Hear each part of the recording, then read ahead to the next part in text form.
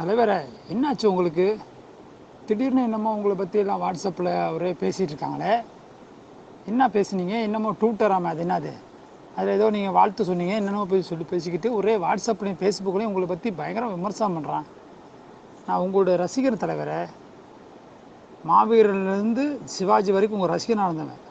உங்களுக்காக நிறைய cut out வச்சுருக்கேன், நிறையா பால் ஊற்றிருக்கோம், நைட்டு ஃபுல்லாக முழிச்சு போஸ்ட் ஓட்டியிருக்கோம். உங்களுடைய வளர்ச்சியில் எங்களுக்கு அதிகமான பங்கு இருக்குது தலைவரே. என்னத்தை நீங்கள் பேசுனீங்க? டைரக்டர் அமீர் கூட பயங்கரமாக பேசியிருக்காரு. நமக்கு தான் இந்த மீடியாவில் பேசுகிற பழக்கமே வராத தலைவர். நம்ம திரைக்கு பின்னாடி பேசுகிற குரூப் நம்மலாம். நம்ம டைலாக்கை பேசணுமா மக்கள் பார்த்து கைத்தட்டிட்டு போவாங்க. நீங்கள் பாட்டுக்கு ஏதாவது ஒன்று சொல்லிக்கிட்டு இருக்கீங்க, ஒரே திட்டாங்க உங்களை போட்டு.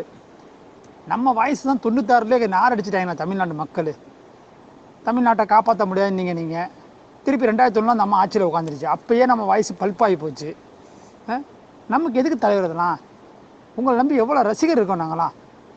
நம்ம குடும்பத்தில் 7 விழுந்து போச்சு. நம்ம குடும்ப பிரச்சனை பார்க்காம நீங்கள் இந்தியா நாட்டோட பிரச்சனை பார்த்துக்கிட்டு இருக்கீங்க. இந்த மலையில் செத்தானுங்களை நம்ம தான் கொடுத்தோமா? இந்த கர்நாடகாரன் தண்ணி தர மாட்டானே, நம்ம கர்நாடகாரன் பேசணுமா? விவசாயிக்கு பிரச்சனை வச்சு நம்ம தான் வாய் திறந்தோமா? நமக்கு ஏன் தலைவரை நமக்கு இந்த வம்போலாம்? கபாலி படத்தில் 2000 ரூபா கொடுத்து சம்பாதிச்சோம்.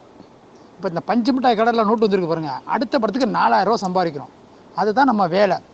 அதை விட்டுப்பிடி எதுக்கு நமக்கு தேவையில்லாத வேலை? ஏற்கனவே உடம்பு பூரா நோயை வச்சுட்ருக்கோம். நம்ம ஏற்கனவே ரசிகர் பாதி பேர் உங்களுக்கு பால் ஊற்றவனுக்கு அவனுக்கு பால் ஊற்றி அவன் போய் சேர்ந்துட்டான் மேலே. நமக்கு தேவையில்லாத விஷயம் சேர்ந்துடணும். இந்த தேவையில்லாமல் குஷ்பு வாயை கொடுத்து 93 குடும்பம் நடத்ததை பூரா இப்போ எடுத்து விட்றான் வாட்ஸ்அப்பில். கடைசியில் அவன் குடும்பத்தில் பிரச்சனை ஆகி போச்சு. இப்போ இது தேவையா நமக்கு? நமக்கு தேவையில்லை தலைவரை. நம்ம எப்படி கருப்பு பணத்தை ஒளிய வைக்கலான்றதை மட்டும் சொல்லுங்கள். ஏன்னா உங்களால் ரொம்ப பேர் இழந்துட்டான். நீங்கள் அரசியலுக்கு வருவீங்கன்னு நீங்கள் வந்ததுக்கப்புறம் நம்ம மேலே ஏறலாம்னு நினச்சோம். கடைசியில் பிச்சைக்காரனாகி வெளிநாட்டுக்கு ஓடியான்ட்டோம் நாங்கள் சம்பாதிக்கிறதுக்கு. போதுண்டா சாமி, இவர் அரசியலுக்கு வரமாட்டார், நம்மளை தெருவில் பிச்சை கொடுவான்னு சொல்லிட்டு எல்லாத்தையும் இழந்துட்டோம் உங்களால். அதனால் பொத்திக்கிட்டு நம்ம இருப்போம் தலைவரை. நம்ம படத்தில் மட்டும் டைலாக் பேசுவோம், நெருப்புடா அப்படின்னு சொல்லி. நம்ம ஏன் மக்கள் மத்தியில் பேசிக்கிட்டு? இந்த ஆட்சியாளர் இன்றைக்கி இருப்பாங்க, இன்றைக்கி இவங்க போயிடுவாங்க, அப்புறம் வருமானம் ரைடை விட்டுருவாங்க தலைவரை.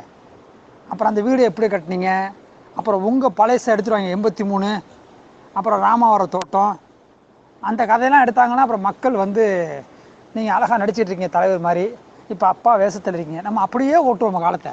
வாயை திறக்கவே கூடாது. நம்ம பொத்திக்கிட்டு இருக்குன்னு வச்சுக்கங்களேன்.